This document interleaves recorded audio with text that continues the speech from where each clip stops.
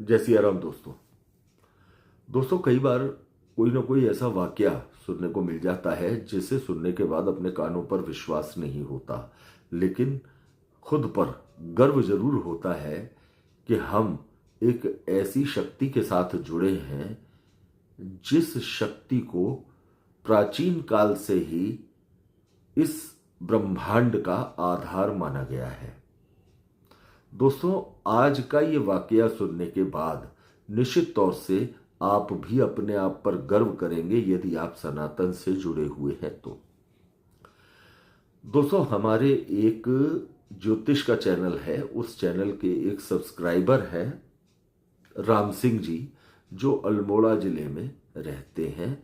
और वो अल्मोड़ा जिले के प्रॉपर अल्मोड़ा से लगभग 3.5 किलोमीटर दूर एक गांव है, वहां उस गांव में रहते हैं। अगर सड़क से उस गांव तक जाया जाए तो लगभग 3.5 किलोमीटर की वो दूरी है, लेकिन अगर शॉर्टकट से जाया जाए, थोड़ा पहाड़ के ऊपर से होकर के जाया जाए, तो वहां पर मात्र लगभग 1.25 किलोमीटर 1.5 किलोमीटर की वो दूरी पड़ती है। तो ज्यादातर लोग उस पहाड़ के रास्ते से शॉर्टकट से जाना ही पसंद करते हैं, क्योंकि पहाड़ के लोग पहाड़ों पर चढ़ने के अभ्यस्त होते हैं, चलने के अभ्यस्त होते हैं। तो दोस्तों, जो हमारे सब्सक्राइबर हैं उनका नाम है राम सिंह जी। राम सिंह जी ने हमें बताया कि एक रात वो एक विवाह उत्सव से लौट कर आ रहे थे। तो लौटने के बाद उनको काफी देर हो गई अल्मोड़ा बस अड्डे तक पहुंचते पहुंचते। तो उन्होंने काफी देर इंतजार किया, तो उनके गांव तक जाने वाली कोई भी छोटी सवारी उन्हें नहीं मिली। इंतजार करते करते 12 साढ़े 12 का टाइम हो गया रात के। तो उन्होंने सोचा कि लाओ, टॉर्च अपने हाथ में है, मोबाइल अपने पास है, तो ऐसा कर लेते हैं कि मोबाइल में हनुमान चालीसा का पाठ लगा लेते हैं, और 1.25 किलोमीटर 1.5 किलोमीटर की बात है, इतनी देर में हम अपने घर पहुंच जाएंगे पैदल पैदल। दोस्तों, पहाड़ के रहने वाले लोगों को पहाड़ी क्षेत्रों की पूरी जानकारी होती है, और ये हर उस व्यक्ति को होती है जो अपने अपने क्षेत्र में रहता है, उस क्षेत्र की पूरी जानकारी रखता है। तो दोस्तों, राम सिंह जी उस पहाड़ी रास्ते से चलकर जाने लगे। तो एक बीच में कुछ पेड़ों, कुछ मतलब 0.5 किलोमीटर के एरिया में कुछ पेड़ पड़ते हैं। वो सुनसान इलाका है पूरा 1-1.5 किलोमीटर का, जो थोड़ा सा जंगली और पेड़ों का इलाका है। तो राम सिंह जी जैसे ही उस पेड़ों के झुंड की तरफ, जो पेड़ों का झुंड था, उस तरफ आगे बढ़े, हनुमान चालीसा का पाठ चल रहा था, मोबाइल में टॉर्च हाथ में थी, और वो आगे बढ़ते चले जा रहे थे। वहां से लगभग उनका घर लगभग 1 किलोमीटर से भी कम रह गया था। लगभग 0.5 किलोमीटर से थोड़ा ज्यादा वो चल चुके थे।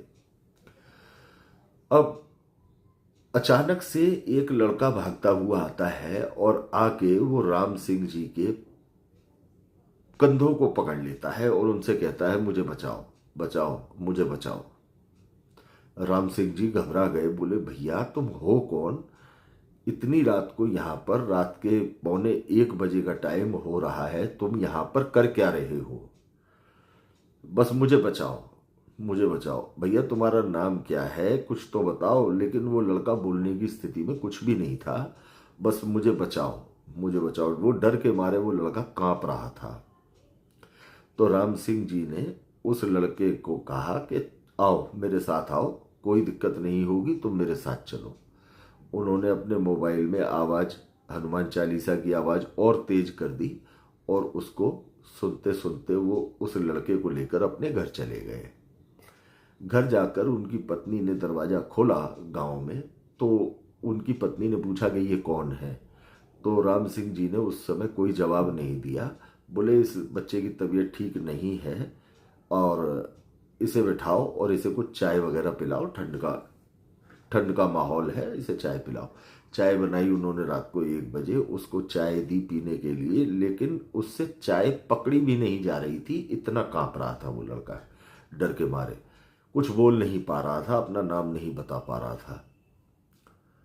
उन्होंने, राम सिंह जी ने जैसे तैसे करके उस लड़के को उसकी चारपाई पे लिटा दिया, सुला दिया और खुद रात भर उसके साथ जमीन पर लेटे रहे और जागते रहे कि कहीं कोई दिक्कत इस लड़के को रात को ना हो जाए। पहाड़ी इलाके के लोग, बहुत सेवा भाव वाले लोग आज भी होते हैं। हमारे पहाड़ उत्तराखंड के लोग सेवा भाव के लिए जाने जाते हैं। दोस्तों, दूसरे दिन सुबह उस लड़के ने बताया कि अंकल जी, राम सिंह जी को बता रहा है वो सारी बात कि अंकल जी, मेरा नाम राहुल है और मैं उस जो आप जहां आप मुझे मिले थे वहां से कुछ दूर मैं एक मेरा टेंट लगाया था मैं वहां कैंपिंग के लिए आया था शाम को 6:30-7 बजे। वहां आकर के मैंने अकेला आया था। वहां आकर के मैंने एक साफ जगह देख करके टेंट लगा लिया। टेंट लगा करके मैंने छोटी थोड़ी लकड़ियां इकट्ठी करके आग भी जला ली और वहां आराम से मैंने अपने लिए बनाया, चाय भी बनाई, चाय पी, खाना भी बनाया, खाना भी खाया और मैं लगभग 10:30 पौने 11 बजे अपने टेंट में लेटने के लिए चला गया, क्योंकि मैं अकेला था तो मुझे लग रहा था कि बाहर ज़्यादा देर तक अकेले में रहना ठीक नहीं है। तो मैं अपने टेंट में लेट गया। अंदर से मैंने चेन बंद कर ली टेंट की और बाहर कोई आवाज़ होती उसके लिए, उसे सुनने के लिए मैं कोशिश लगातार करता रहा, क्योंकि हल्का सा मुझे डर भी लग रहा था अकेले में। उसके बाद लगभग 12-12:15 बजे की बात है। मैं अपने मोबाइल में वीडियो देख रहा था, कोई गाने देख रहा था, तो अचानक मुझे घुंघरू की आवाज़ सुनाई दी। ऐसा लगा जैसे मेरे टेंट के पास से कोई महिला निकल के गई है। घुंघरू की थी या पायलों की आवाज़ थी मुझे नहीं पता, लेकिन मुझे ऐसा लगा कि मेरे टेंट के पास से कोई महिला निकल के गई है। तो बोला कि एकदम से बाहर निकलने की मेरी हिम्मत नहीं हुई। मैंने टॉर्च को ढूंढा, टॉर्च मेरे हाथ में आई तो मैंने टॉर्च को लेकर के जैसे ही टेंट का दरवाजा, टेंट की चेन खोलकर मैं बाहर आया, बाहर आते ही मेरा मोबाइल स्विच ऑफ हो गया, जबकि उसकी बैटरी पूरी थी। मैंने कई बार कोशिश की लेकिन वो मोबाइल स्टार्ट नहीं हुआ, मेरा ऑन नहीं हुआ। टॉर्च 2 मिनट तक जलती रही। मैंने टॉर्च की रोशनी में देखा कि लगभग मेरे टेंट से लगभग 20-25 कदम दूर और एक पेड़ है, उस पेड़ के पीछे से किसी लड़की का लाल कलर का या तो वो लहंगा दिखाई दे रहा है या वो उसका दुपट्टा दिखाई दे रहा है और वहीं से घुंघरू की आवाज़ आ रही है। तो बोला, मैंने आवाज़ लगाई, कौन है, कौन है? तो जवाब मुझे कुछ नहीं मिला। बदले में वो कपड़ा वहां पर हिलता रहा और आवाज़ घुंघरू की आती रही। जब 2-3 बार आवाज़ लगाई और मुझे कोई आवाज़, आगे से कोई जवाब नहीं मिला तो मैं वहां से दौड़ा। डर लगा और इतना ज़्यादा मैं डर गया। मैंने दौड़ते दौड़ते ये देखा कि वो जो भी, मैं उसे साफ नहीं देख पाया कि वो कोई महिला थी, किस उम्र की थी, लेकिन मैंने ये ज़रूर देखा कि वो इतनी तेजी के साथ वो उस जगह से निकल के दूसरी तरफ गई कि हवा की गति से वो वहां से निकल कर चली गई। मैं उसे केवल महसूस कर पाया, देख नहीं पाया कि वो किस उम्र की थी और वो क्या था।